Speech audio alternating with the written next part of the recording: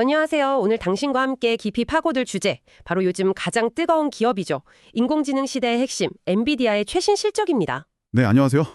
엔비디아. 정말 그 2025년 회계연도 2분기 실적 발표 이후에 나온 데이터들 보면서 정말 흥미로운 분석들이 많더라고요. 맞아요. 단순히 실적이 좋다, 이걸 넘어서서 그 안에 숨어있는 이야기들이 많다는 거죠. 네, 그렇죠. 엔비디아의 그 눈부신 성장, 이건 다들 아는 사실인데 그 이면에 아시는 분들은 아시겠지만 특정 고객에 좀 매출이 쏠려 있는 이 집중 현상이 있거든요. 이게 앞으로 AI 시장 전체에 어떤 영향을 줄지 오늘 좀 깊게 들여다보려고 합니다. 좋습니다. 오늘 저희의 목표는 이 정보를 통해서 당신이 현재 AI 시장이 어떻게 돌아가는지, 특히 이 엔비디아라는 아주 중요한 회사의 현재 위치와 또 미래 전망까지 좀 더 명확하게 이해하시도록 돕는 겁니다. 네, 오늘 주로 참고한 자료는 퍼사이트라는 AI 지식 채널 분석 자료인데요. 이게 미국 증권거래위원회 SEC라고 하죠.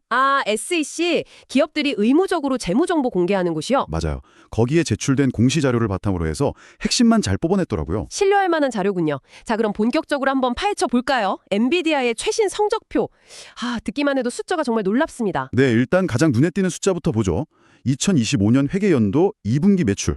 이게 얼마냐면 무려 467억 달러입니다. 467억 달러요? 와, 우리 돈으로 하면 얼마죠? 한 60조 원 그냥 훌쩍 넘는 거 아닌가요? 네, 거의 그 정도 되죠. 정말 어마어마한 규모예요. 이게 성장률로 보면 어느 정도인가요? 작년이랑 비교했을 때요? 작년 같은 기간 대비해서요. 무려 56%나 늘었습니다. 56%요? 아니, 이미 그렇게 큰 회사가 분기별로 50% 넘게 성장했다는 건가요? 네, 그러니까요. 이게 시장 예상치도 훨씬 뛰어넘은 그야말로 폭발적인 성장세죠. 현재 그 AI, 특히 생성형 AI 모델 학습시키고 또 결과 내놓는 데 필요한 고성능 칩 있잖아요. 네, GPU. 엔비디아가 거의 독점하고 있죠. 맞습니다. 그 GPU 수요가 정말 얼마나 강력한지를 그냥 그대로 보여주는 증거라고 할 수 있어요. 와, 진짜 AI 골드러시 시대 청바지랑 곡괭이 파는 회사가 돈 본다는 말이 딱 맞네요. 그런데 이 엄청난 실적 뒤에 아까 말씀하신 것처럼 좀 주목할 만한 지점이 숨어 있다고요? 바로 그겁니다. 이 어마어마한 매출이 도대체 어디서 오는 걸까? 이걸 좀 자세히 들여다보면요. 아주 흥미로운, 어떻게 보면 조금은 신경 쓰이는데? 싶은 패턴이 보여요. 어떤 패턴인데요? 매출이요. 정말 극소수의 고객에게 엄청나게 쏠려 있다는 겁니다. 극소수요? 얼마나 집중되어 있는데요? 그 SEC 공시 자료를 보면 전체 매출 467억 달러 중에 거의 40%에 가까운 금액이 단 두 곳, 딱 두 고객에서 나왔다는 거예요. 네, 단 두 고객이 전체 매출의 40% 가까이를 차지한다고요? 와, 구체적인 수치가 어떻게 되나요? 공시 내용을 보면 고객 A라고 지칭된 곳이 전체 매출의 23%를 기여했고요. 23%, 그리고 고객 B라는 곳이 16%를 담당했습니다. 16%요? 그럼 둘이 합치면 39%, 거의 40% 맞네요. 네, 거의 40%죠. 두 회사가 엔비디아 분기 매출의 거의 5분의 1을 책임지고 있다. 와, 이거 보통 대기업들 매출 구조 생각하면 상당히 이례적인 집중도 같은데요? 네, 아주 이례적입니다. 특정 산업 초기 단계나 부품 공급망에서는 가끔 볼 수 있어도 엔비디아처럼 이렇게 광범위한 시장을 가진 거대 기술 기업에서 이 정도 집중도는 흔치 않죠. 그렇죠. 이게 뭘 의미하냐면 결국 이 두 고객이 최근 엔비디아의 그 폭발적인 성장을 이끈 핵심 엔진이었다는 거예요. 아하. 여기서 자연스럽게 질문이 나오죠. 아니, 그럼 이 두 고객이 도대체 누구냐? 그리고 이렇게 집중된 게 좋은 거냐 나쁜 거냐 이런 거죠. 네, 가장 먼저 떠오르는 건 아무래도 마이크로소프트, 아마존 웹서비스, AWS, 구글 클라우드, 아니면 메타 같은 아주 큰 클라우드 회사들, 소위 하이퍼스케일러들일 텐데요. AI 인프라 투자 제일 많이 하는 곳들이니까요. 근데 엔비디아 발표는 좀 달랐다고요? 그게 또 흥미로운 부분입니다. 엔비디아가 이 고객 A, B 이름을 구체적으로 밝히진 않았어요. 아, 그래요? 네, 다만 이들을 직접 고객, Direct Customers라고만 표현했거든요. 직접 고객이요? 그게 무슨 의미죠? 보통 직접 고객이라고 하면 서버 만드는 회사들 있잖아요. OEM이라고 하죠. 델이나 HP 같은 곳들, 아니면 대규모 시스템 구축해주는 SI 업체들 또는 IT 제품 유통하는 큰 회사들, 이런 곳들을 말해요. 아, 그러니까 우리가 최종 사용자라고 흔히 생각하는 마이크로소프트나 구글 같은 데가 엔비디아한테 직접 칩을 산 게 아닐 수도 있다. 이런 얘기네요. 그렇죠. 대신에 델이나 슈퍼마이크로 같은 서버 회사가 엔비디아 칩을 왕창 사서 그걸로 서버를 만들고 그 서버를 최종적으로 클라우드 기업에 납품하는 그런 구조일 수 있다. 네, 정확히 그런 시나리오가 가려놓으니까. 물론 이건 추론의 영역이긴 한데 엔비디아가 굳이 직접 고객이라고 표현한 걸 보면 상당히 설득력 있는 해석이죠. 그렇군요. 하지만 여기서 중요한 건 이거예요. 직접 구매자가 누구든 간에 결국 최종적인 수요, 그러니까 이 칩들을 실제로 쓰고 우리 이거 더 필요해라고 만드는 주체는 결국 마이크로소프트, AWS, 구글, 메타 같은 하이퍼스케일러일 가능성이 아주 높다는 겁니다. 하긴 그렇겠네요. 이 회사들이 AI 서비스 확장하고 또 경쟁에서 이기려고 데이터 센터에 정말 천문학적인 돈을 쏟아붓고 있으니까요. 설령 구매는 OEM이나 SI 통해서 하더라도 결국 그 수요의 뿌리는 이 하이퍼스케일러들이라고 봐야겠네요. 맞습니다. 이 회사들이 투자 안 하면 OEM이나 SI도 엔비디아 칩을 그렇게 많이 살 이유가 없으니까요. 그렇죠. 이 하이퍼스케일러들한테 AI 투자는요, 단순 비용 지출이 아니에요. 이건 뭐랄까, 미래 클라우드 시장 지배력, 또 AI 기반 서비스 경쟁력, 더 나아가서는 광고 같은 핵심 사업의 성패까지 걸린 전략적인 필수 투자에 가깝거든요. 그래서 간접적이지만 이들의 수요가 엔비디아 매출을 가장 강력하게 끌어올리는 동력이다. 이런 분석이 대부분입니다. 그런데 이 고객 집중 현상이 이게 단 두 곳에만 그런 게 아니라고 들었습니다. 더 놀라운 숫자가 있다면서요? 네, 그렇습니다. 같은 분기 실적 보고서에서 엔비디아는 추가로 4곳의 고객을 더 언급했어요. 네 곳이나 더요? 네, 이 4곳이 각각 매출의 14%, 11%, 11%, 10%를 차지했다고 밝혔습니다. 잠시만요. 그럼 계산을 한번 해보죠. 상위 두 곳이 아까 23% 더하기 16% 해서 39%였고 네, 39%. 그리고 방금 말씀하신 네 곳이 14% 더하기 11% 더하기 11% 더하기 10% 이게 얼마죠? 46%인가요? 네, 46% 맞습니다. 그럼 이걸 다 합치면 39% 더하기 46%면 85%? 아니 이거 진짜 믿기 어려운 숫자인데요. 상위 6개 고객사가 엔비디아 전체 매출의 85%를 차지한다고요? 네, 당신이 계산하신 그대로입니다. 85%. 상위 6개 고객에게 매출의 85%가 집중되어 있다는 건 정말 극단적인 수준의 집중 구조라고 할 수밖에 없어요. 와. 이건 엔비디아의 지금 성장이 얼마나 소수의 큰 손 고객들, 이들의 투자 결정에 깊숙이 의존하고 있는지를 아주 명확하게 보여주는 지표인 거죠. 비유하자면 한 도시 전체 식료품 공급을 딱 6개 대형마트가 거의 다 책임지는 그런 상황인 건가요? 네, 그 비유가 아주 틀리진 않겠네요. 정말 충격적인 집중도죠. 그렇다면 이 극심한 고객 집중 구조, 이게 엔비디아한테는 어떤 의미일까요? 당연히 좋은 면도 있고 나쁜 면도 있을 것 같은데요. 정확히 보셨습니다. 많은 분석가들이 바로 이 부분을 엔비디아의 잠재적인 리스크 요인으로 주목하고 있어요. 리스크요? 네, 가장 큰 걱정은 역시 취약성이죠. 취약성이라면 구체적으로 어떤? 만약에요, 이 소수의 핵심 고객 중에 단 한 곳이라도 갑자기 AI 관련 투자를 확 줄인다거나 아니면 구매 전략을 바꾼다면 어떻게 될까요? 엔비디아 분기 실적에 바로 그리고 아주 크게 충격이 올 수 있다는 거죠.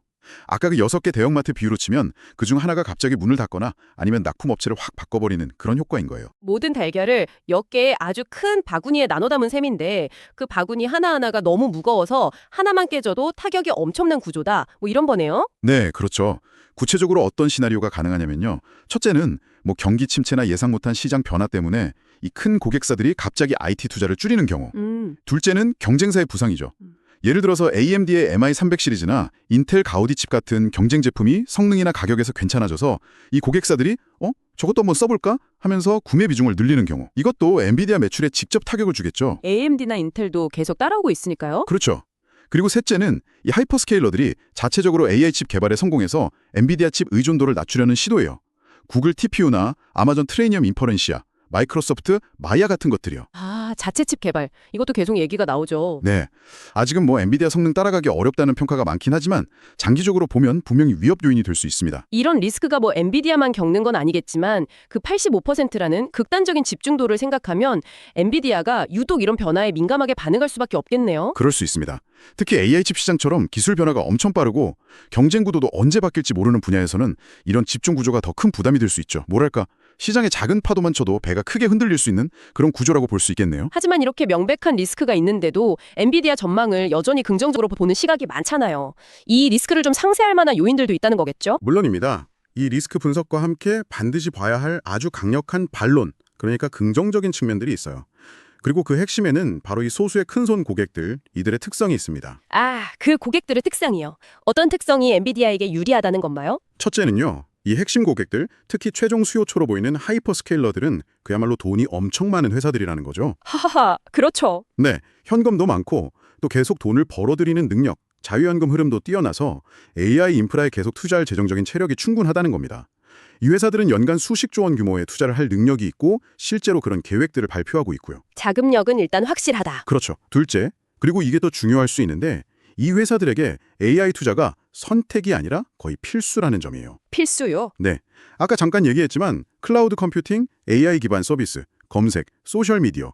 이 회사들의 핵심 비즈니스 모델 자체가 이제 AI 경쟁력에 달려 있거든요. 아, 경쟁에서 뒤처지면 안 되니까. 맞아요. AI 경쟁에서 밀리는 건 단순히 뭐 시장 점유율 좀 떨어지는 문제가 아니라 기업의 미래 자체가 위험해질 수 있는 상황인 거예요. 그래서 단기적인 경기 변동이나 비용 압박이 좀 있어도 AI 인프라 투자를 쉽게 멈추거나 대폭 줄이기가 굉장히 어렵다는 거죠. 뭐랄까 일종의 AI 군비 경쟁에 다들 참여하고 있는 셈이에요. 아하, 그러니까 엔비디아의 큰손 고객들은 돈도 많을 뿐더러 앞으로도 계속해서 AI 칩을 대량으로 살 수밖에 없는 강력한 동기가 있다. 이 말이네요. 그렇죠. 엔비디아 입장에서는 가장 확실하고 구매력 있는 고객들을 꽉 잡고 있는 셈이라고 볼 수도 있죠. 상당히 안정적인 수요처가 될 수도 있겠군요. 는 아주 강력한 소프트웨어 생태계를 가지고 있죠. 아, 쿠다. 개발자들한테는 거의 표준이죠. 맞습니다. 개발자들이 쿠다에 익숙하고 이미 수많은 AI 앱들이 쿠다 기반으로 만들어져 있기 때문에 다른 회사 칩으로 바꾸려면 시간도 오래 걸리고 비용도 많이 들어요. 이런 락인 효과, 그러니까 한번 발들이면 빠져나가기 힘든 효과도 고객들이 쉽게 엔비디아를 떠나지 못하게 만드는 요인 중 하나죠. 결국 정리해보면 리스크가 없는 건 아니지만 첫째, 고객들의 막대한 자금력, 둘째, AI 투자가 필수적이라는 점, 그리고 셋째, 엔비디아의 강력한 기술과 쿠다 생태계 장벽, 이런 것들 때문에 당분간은 이 집중 구조가 오히려 안정적인 성장의 기반이 될 수도 있다. 뭐 이런 이야기군요. 네, 정확합니다. 위험 요인이면서 동시에 강력한 성장 동력이라는 이 양면성, 이걸 이해하는 게 현재 엔비디아와 AI 시장을 보는 핵심적인 관점이라고 할 수 있어요. 정말 뚜렷한 양면성이네요. 네. 그래서 단기적으로 분기 실적이 좀 출렁거릴 수는 있어요. 이 고객들의 투자 사이클에 따라서요. 하지만 장기적인 성장 추세 자체는 전체 AI 시장이 커지는 것과 함께 갈 가능성이 높다는 거죠. 파이 자체가 워낙 빠르게 커지고 있으니까. 그렇죠. 파이가 워낙 빠르게 커지니까 설령 집중도가 좀 유지되더라도 엔비디아의 절대적인 매출 규모는 계속 커질 여지가 크다. 이게 현재 분석들의 대체적인 시각입니다. 자, 그럼 오늘 우리가 함께 탐구한 내용 한번 종합적으로 정리해볼까요? 엔비디아는 AI 혁명의 가장 큰 수혜자로서 정말 놀라운 매출 성장을 기록하고 있다.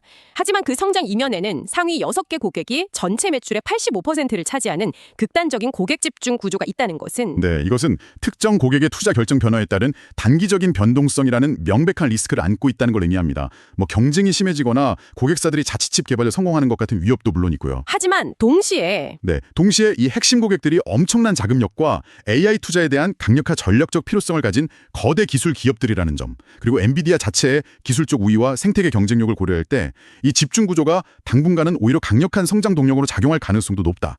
이게 현재 시장의 대체적인 평가라고 할 수 있습니다. 결국 엔비디아의 미래는 AI 데이터 센터 시장이 계속 성장하느냐에 달려 있고 그 시장 안에서 엔비디아의 지배력은 여전히 강력하다. 이렇게 볼 수 있겠네요. 네, 그렇습니다. 네, 정말 위험과 기회가 동전의 양면처럼 딱 붙어있는 흥미로운 상황이네요. 오늘 분석을 통해 당신도 엔비디아의 현재 상황을 좀 더 입체적으로 보게 되셨기를 바랍니다. 자, 그럼 여기서 한 걸음 더 나아가서요. 우리가 함께 고민해볼 만한 질문을 하나 던지면서 마무리할까 합니다. 좋습니다. 어떤 질문인가요? 만약에요, 앞으로 AI 기술의 패러다임 자체가 지금처럼 대규모 GPU 클러스터 중심에서 좀 벗어난다면 어떨까요? 예를 들어서 좀 더 분산된 형태의 엣지 컴퓨팅이 중요해진다거나 아니면 완전히 새로운 방식의 연산 구조가 대세가 된다면요. 혹은 현재 엔비디아의 그 큰손 고객들, 그러니까 하이퍼스케일러들이 자체 개발한 AI 칩 성능을 정말 비약적으로 향상시켜서 엔비디아 칩을 상당 부분 대체하는 데 성공한다면 그때는 어떻게 될까요? 상당히 중요하고 또 생각해볼 만한 질문이네요. 만약 그런 시나리오가 현실이 된다면 지금 우리가 확인한 엔비디아의 이 극심한 고객 집중 구조는 완전히 다른 의미를 갖게 될 수 있겠죠? 그렇죠. 지금의 강점이 순식간에 약점으로 바뀔 수도 있겠네요. 맞습니다. 어쩌면 그럴 수도 있죠. 그렇게 되면 엔비디아는 아마 새로운 기술 패러다임에 맞춰서 또 다른 혁신을 보여주거나 아니면 변화하는 고객 요구에 맞춰서 사업 모델을 아주 유연하게 바꿔야 하는 그런 압박에 직면하게 될 겁니다. 예를 들면 어떤 방향으로요? 예를 들면 소프트웨어나 서비스 중심의 비즈니스를 더 강화한다든지 아니면 특정 고객에 완전히 맞춤형 솔루션을 제공하는 능력을 키운다든지 하는 방향으로 나아갈 수도 있겠죠. 어쩌면 고객 기반 자체를 지금보다 훨씬 더 다양하게 넓혀야 할 필요성도 커질 거고요. 네, 그것도 중요한 포인트가 될 겁니다. 이런 변화가 엔비디아뿐만 아니라 AI 생태계 전체의 경쟁 구도나 발전 방향에 어떤 영향을 미칠지 이건 정말 계속해서 지켜봐야 할 문제인 것 같습니다. 네, 당신도 이 질문에 대한 답을 한번 스스로 고민해 보시면 앞으로 펼쳐질 AI 시대의 미래를 예측하고 또 대비하는 데 큰 도움이 될 거라고 생각합니다.